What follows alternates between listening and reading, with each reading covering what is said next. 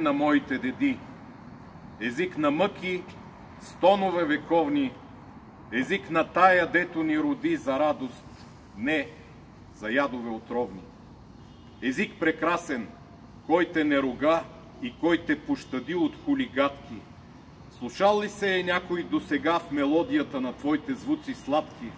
Разбра ли някой колко хубост, мощ се крие в речта ти, гъвкава, звънлива, отруйни тонове, какъв разкош, какъв размах и изразитост жива? Не, ти падна под общия позор, охулен, опетнен с думи кални, и чуждите и нашите в хор отрекоха те. О, език страдални!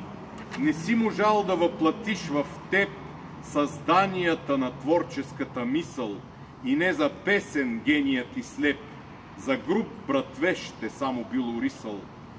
Тъй слушам се, откак съм на света, сето и ругателство ужасно модно, се тоя отзив ниска клевета, що слетя всичко мило нам и родно.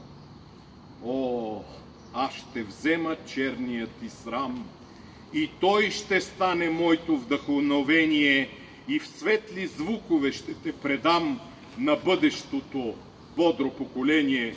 О, аз ще те обриша от кълта, и в твоя чисти бляск ще те покажа, и с удара на твоята красота аз, хулниците твои, ще накажа.